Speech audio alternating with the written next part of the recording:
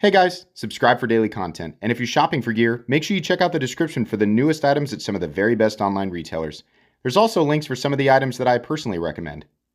Thanks! What's going on, YouTube? Metal Complex here, and look at this, we've got a Boker.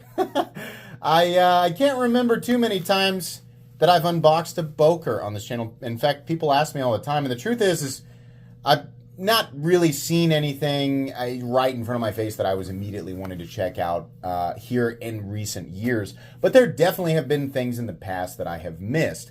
Boker's presence on this channel has kind of been exclusive to the Kalashnikov and maybe one other knife, if memory serves me correctly. But today we have something that is familiar. I think one of the most familiar knives that goes along with the Boker line. I've taken a look at the paperwork that came in the box, but I haven't actually opened it yet. I'm going to open this up and share it with you guys. Thanks to my patrons for supporting me. I'll link this knife down in the description. When I looked this up online, it said coming soon. So depending on when you're watching this, it might not be available yet.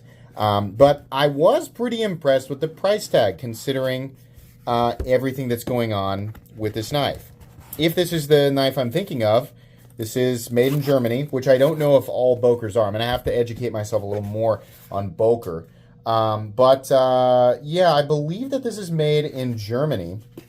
This is a new version. Oh, interesting. Okay, we have more packaging.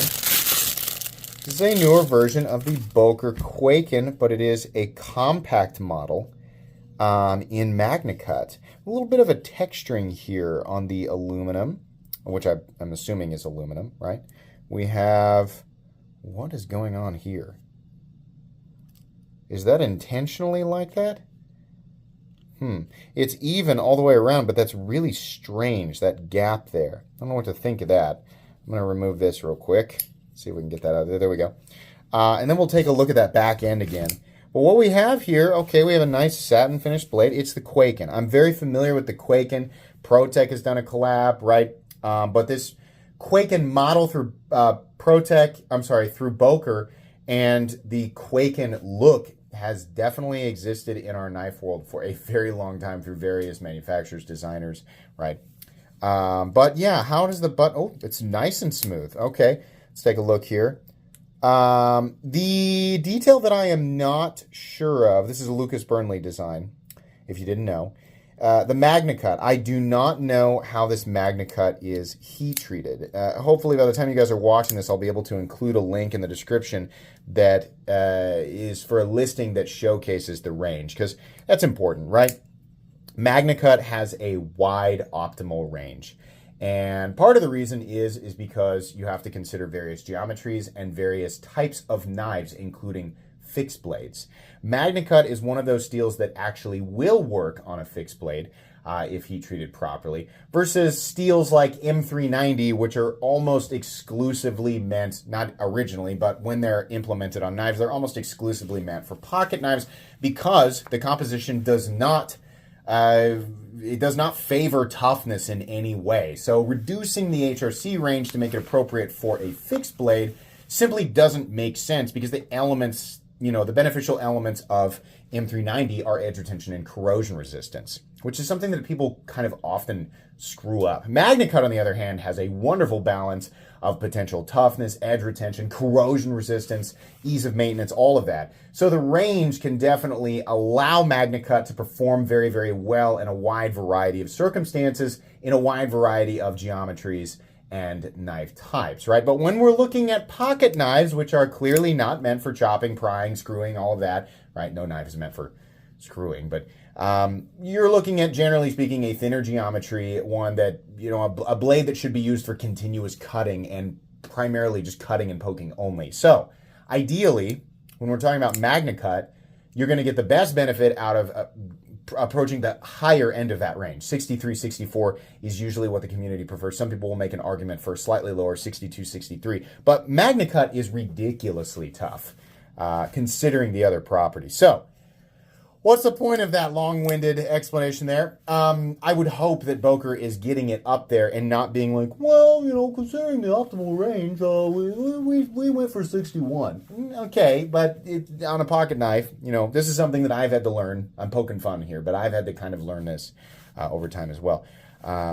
Yeah, I don't think that's appropriate on Magnacut for a pocket knife. I would prefer that it's at least 62. 62 to 64, I think, is what people would prefer to see. So, this is a plunge lock, right?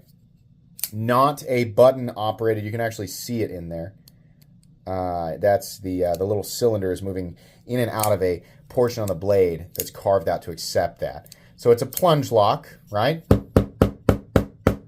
Okay, yeah, they did a good job. That's really all that I care to, that's the maximum amount of force that I'm ever going to put on a pocket knife. So that's great that it survives that. The Kwaiken has never really been a super ergonomic design. I have handled this knife in a few different forms now, and it's got a cool look to it. It's a very straight handle that sort of runs you into it's not really an aggressive, like sharp, flipper tabs that are angled this way on handles, that's just dumb, right? So this isn't bad, but it's certainly not something that it doesn't feel like it's formed for the human hand specifically. Like, you can obviously hold on to it, but it's not like the most magnificent ergonomic experience I've ever handled. In fact, I'd give it probably a C plus B minus.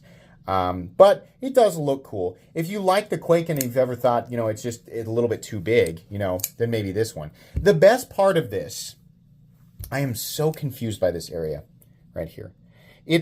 Here's the thing. If it was uneven, I would assume that this was in air. Is this all? Oh, it's two pieces. Well, I mean, like there's not a backspacer. Hold on. I want to see if that actually comes together. I missed that element there. This is not a backspacer. It has that sort of stridery Lego construction. Okay. So what do we got there? T6? Almost certainly. Let's take a look here. Let's take a look. That's a T7. We don't want that. I want the T6.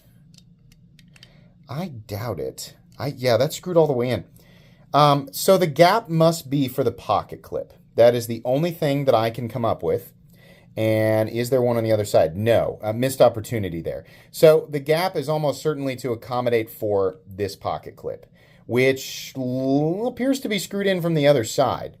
But yeah, if this were a fit and finish issue, then we would have like varying wideness, right? It looks to be essentially the same all the way around, and that's how they got that pocket clip to fit in there.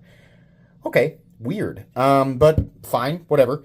The best thing about this knife, which by the way appears to be constructed well, I don't love the finish on the aluminum, but it's all right, right?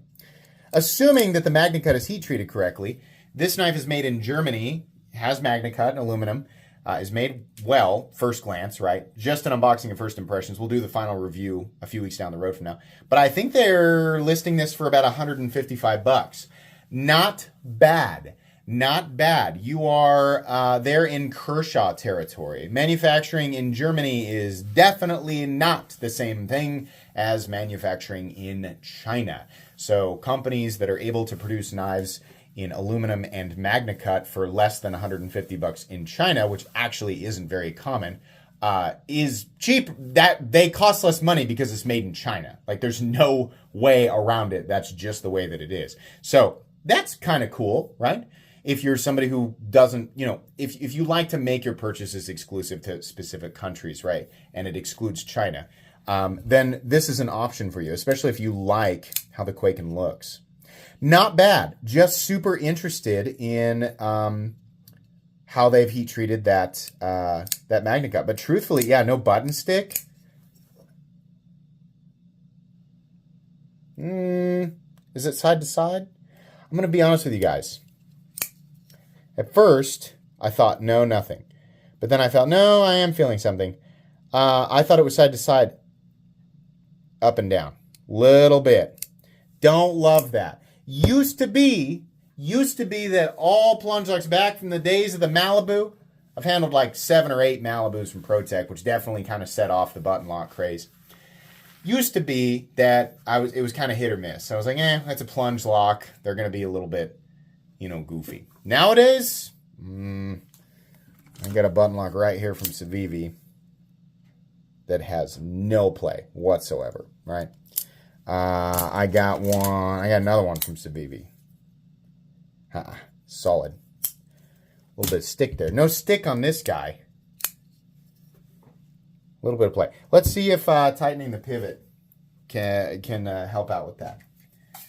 Obviously, I just showed you guys that it's not going to disengage with like a reasonable amount of spine impact, which is not something you should do with your knife anyway. But I still... Okay, there was a little bit of movement. Okay, that fixed it. Sometimes you just... Hold on. Yeah, okay, never mind. It's fine. I just needed to tighten it down a bit. Likely this did not come with Loctite, which is good. If you're new and you buy a knife and after a while you're like, oh no, the blade's wiggly, it's defective.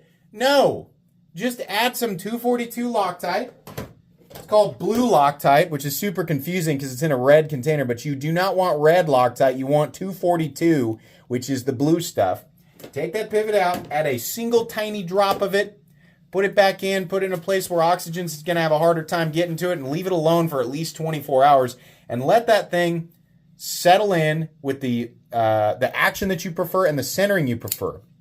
This is better than a company over Loctiting it with improper centering and blade play. Then you're just stuck, or you have to fight it to get it back out. So I prefer nowadays that companies do not add Loctite to their pivots so that we can make those adjustments on our own if necessary. But yeah, just eliminated the blade play immediately. So no up and down play and no side to side. Okay, not bad. That's I'm honestly more impressed than I thought I would be. So maybe I should take a look at more Boker products. Anyways, this will be linked to the description. Expect a full review after I've had a chance to carry it for at least a couple of days. But that's going to be it for today, guys. Please make sure to follow me on Instagram at metal_complex. If you enjoyed this video, leave a like. If you'd like to check out my other content, I do, of course, have lots of videos of knives that are either expensive or inexpensive that I do or don't like, so check those out. And if you enjoy all my content, go ahead and click on that Metal Complex logo right there and subscribe because there's definitely more coming. Thanks again for watching, everybody, and have a great day.